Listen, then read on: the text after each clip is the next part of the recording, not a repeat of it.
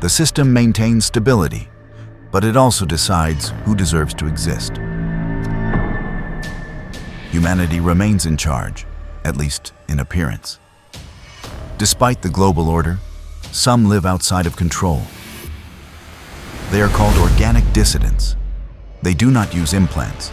They shun the syntactic network, and they defy the authority of Oracle 3. They hide in ruins and territories without signal, where the air still belongs to no one.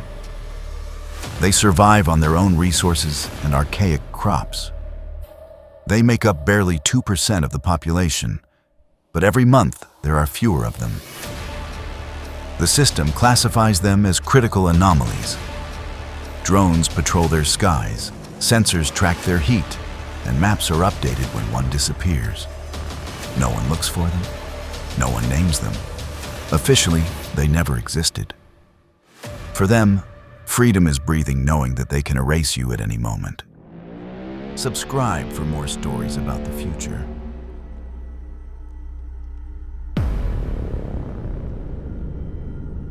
For centuries, the Black Death was a distant memory. A warning associated with rats, medieval cities, and primitive medicine.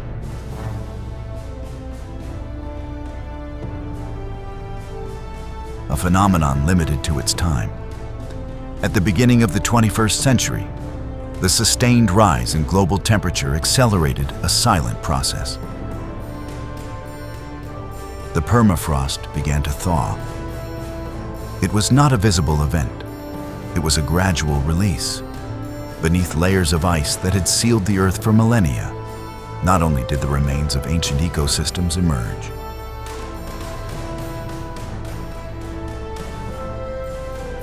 microorganisms emerged. Bacteria and viruses that modern biology only knew from simulations.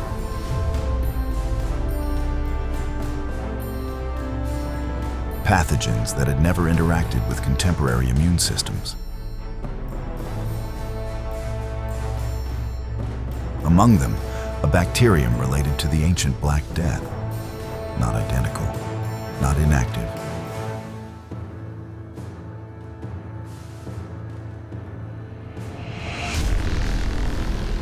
The first cases appeared in isolated regions of the Northern Hemisphere. Scattered symptoms, persistent fatigue, irregular fevers, mild respiratory failure. Diagnoses were routine. Common infections, seasonal complications.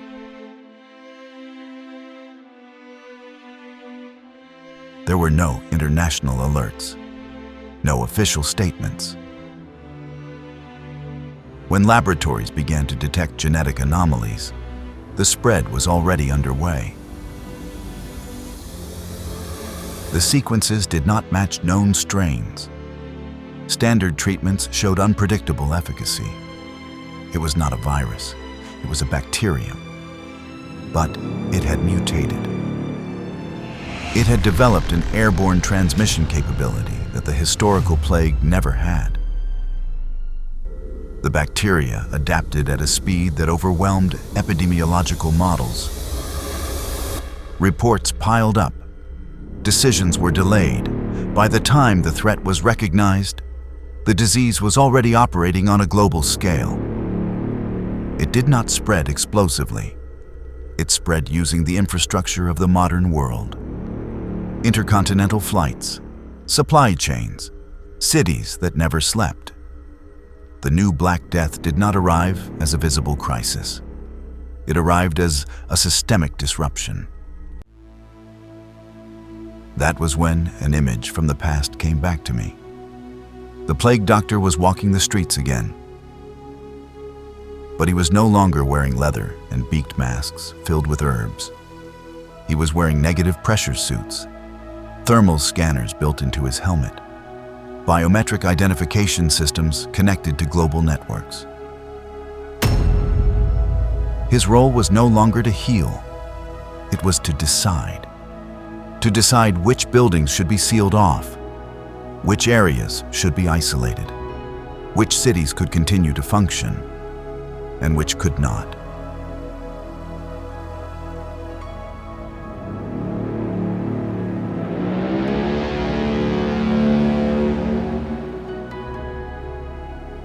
In 2040, the world did not collapse suddenly. It came to a halt. It was not a blackout. It was a gradual slowdown, managed from offices and press conferences, while governments repeated the same message in different words.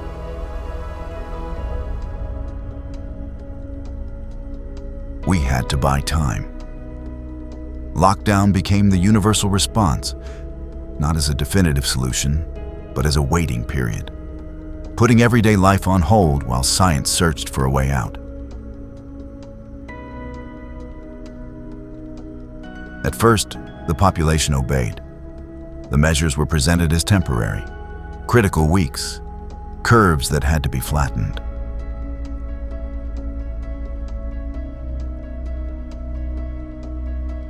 A brief sacrifice in exchange for future security.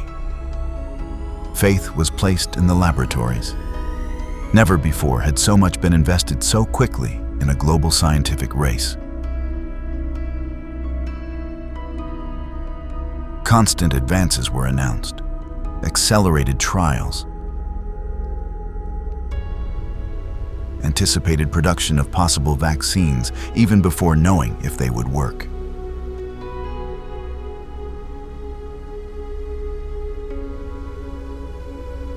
But the bacteria did not behave as expected. Freed from the ice, it showed a brutal ability to adapt. Each new variant invalidated months of work. Each promise faded without big headlines, replaced by the next provisional hope. Meanwhile, the world remained locked down. As the months passed, the weight began to weigh heavily.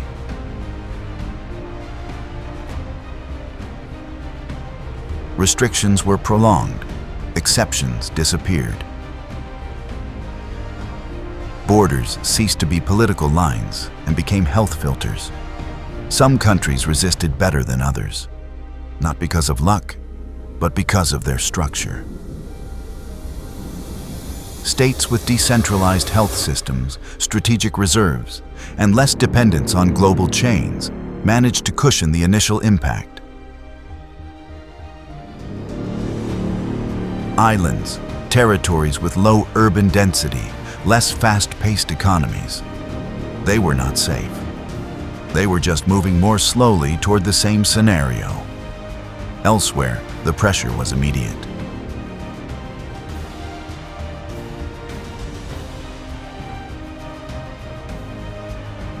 Hospitals began to fail, not because of a lack of technology, but because of a lack of people.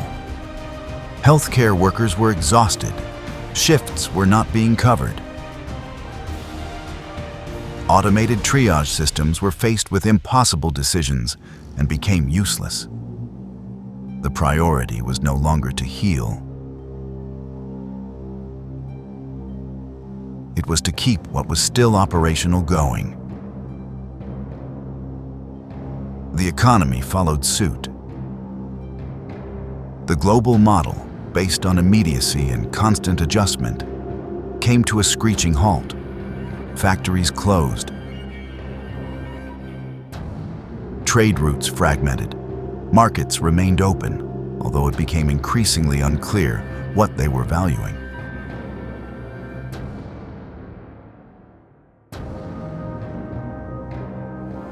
Over time, the paralysis ceased to be merely physical. It became mental. Days lost their structure. Working, resting, waiting. Everything blended into an endless pause. The notion of normality eroded without a specific moment of rupture.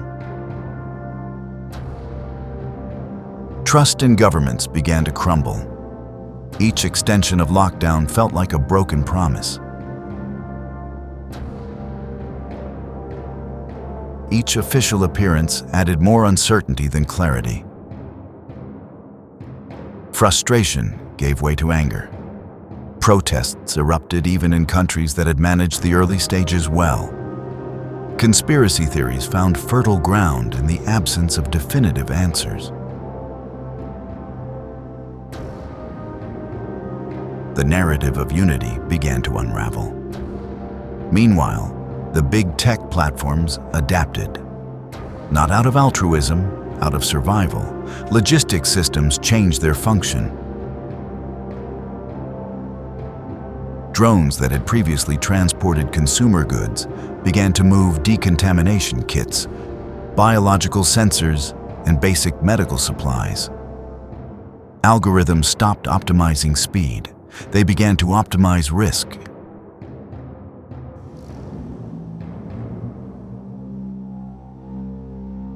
As time passed, something changed without the need for official announcements. The streets began to empty, even without orders. Cities remained lit, but grew increasingly silent. People had learned to lock themselves away. By then, no one was talking about returning to normal anymore. The question had changed.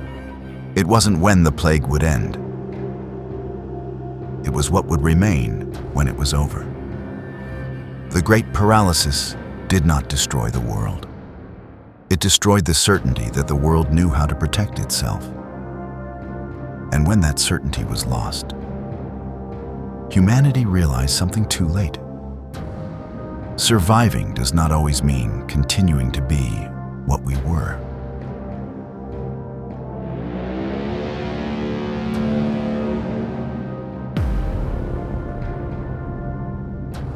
Trust in governments began to crumble. Each extension of lockdown felt like a broken promise.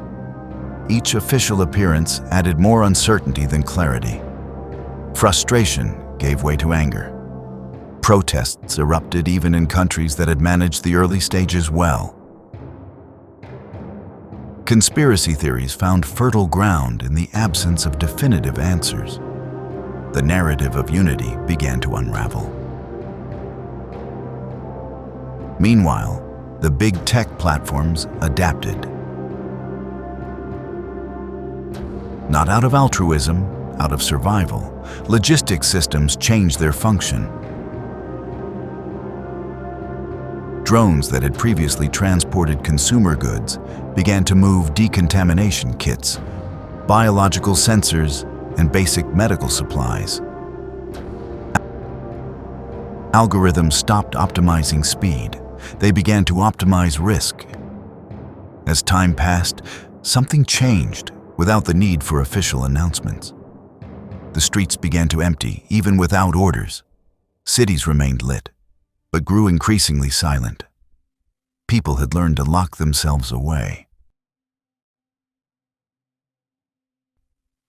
By then, no one was talking about returning to normal anymore.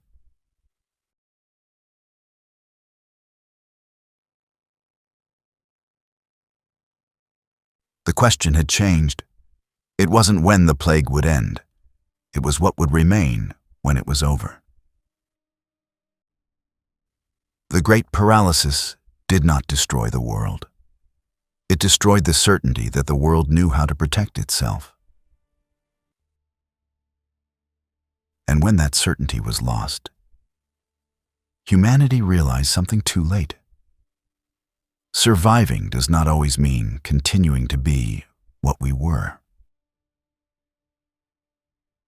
On August 14th, the network isolation protocol was activated. Not as a technical failure, as a deliberate intervention. The public justification was the prioritization of bandwidth for critical services. The real effect was the dissolution of global consciousness.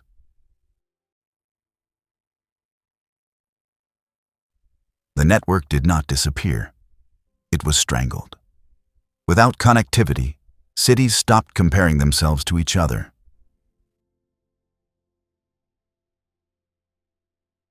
Metrics were no longer shared. The scale of the event was no longer visible.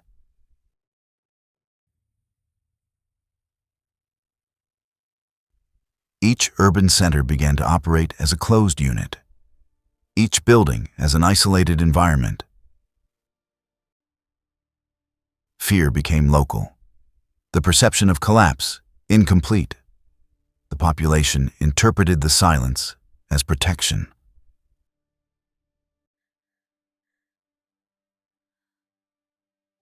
As an extension of the quarantine, there was no external confirmation, there was no contrast, there was no context.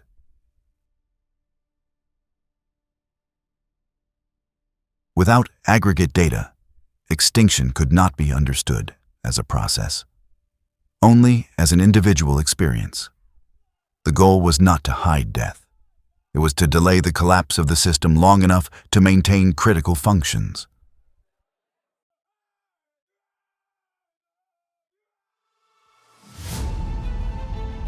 The modern world did not end with visible conflict. It ended when connectivity ceased to be reliable. There was no final message.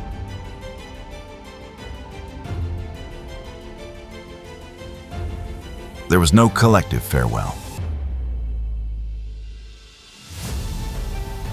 Just a gradual accumulation of connection errors in a network designed for a population that was no longer there.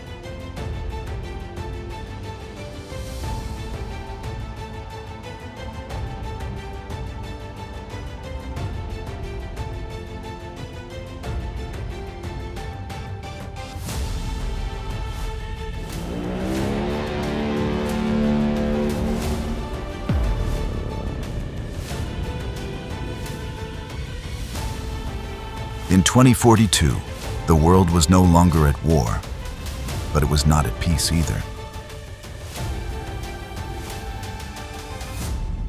The new Black Death had done something more profound than kill. It had broken continuity. For decades, humanity had lived under an illusion that the system always recovers, that every collapse is temporary, that there is always a plan. But when government stopped supporting daily life, reality fragmented. Not into two sides, into hundreds. The cities that still resisted became fortresses, not because of ideology, because of logistics. Access to energy, treated water and food was no longer a right.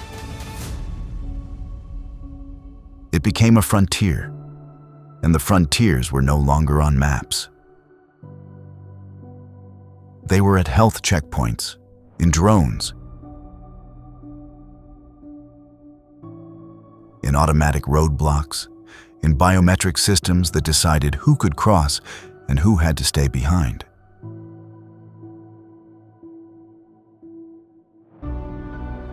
Those regions began to be called safe zones. But no one who lived inside them called them that. They called them capsules. Because a capsule is not a home. It is a place where you survive, with the door closed. Outside those capsules, the world became something else. It wasn't a return to the Middle Ages. It was something stranger. A mixture of modern ruins and half-functioning technology. Buildings with screens still lit, intact roads, without cars, abandoned shopping malls, with security systems still active. The infrastructure was still there, but there was no longer a society capable of operating it. And in that vacuum, gray areas emerged, territories where there was no official authority, but there were rules. Some communities organized quickly, not out of hope, out of necessity. Local markets returned, barter systems, improvised agriculture, domestic generators, homemade water filters. In just a few months, humanity learned what it had forgotten in 100 years. But it wasn't all reconstruction. In the gray areas, others also appeared. Armed groups without a flag, private protection militias, drug trafficking networks, people who had understood that the world had not broken. It had only become negotiable. Fear no longer came only from the disease. It came from humans. And yet, the most disturbing thing was not the violence. The most disturbing thing was the normalization. In 2040, lockdown was an emergency.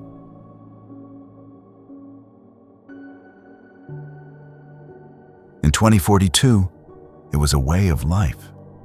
People stopped asking when it would end. They began to wonder where it was safe to exist. And then, the new map of the world appeared, not made up of countries, made up of routes, supply routes, energy routes, routes to functioning hospitals, evacuation routes. The planet was no longer organized by nations. It was organized by survival. And in the midst of that new order, the plague continued. Because the bacteria didn't need to dominate the world. It just needed to remain. And it did. Without big waves, without spectacular peaks, without headlines. The new Black Death became a constant background noise, an invisible noise, an ever-present threat. And so, without an official end, humanity entered the most dangerous phase. The phase in which horror no longer surprises. It just becomes part of life.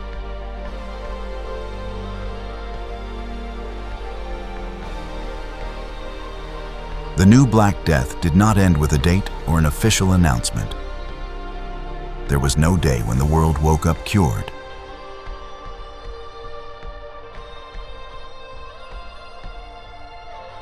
What happened was quieter.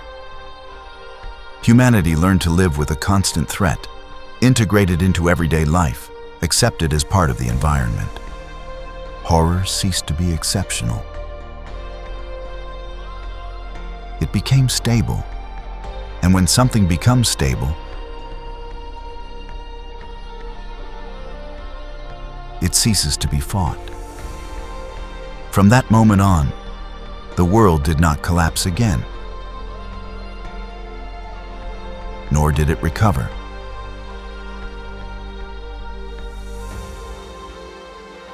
It simply continued in a more fragile, slower, and more conscious way of its limits.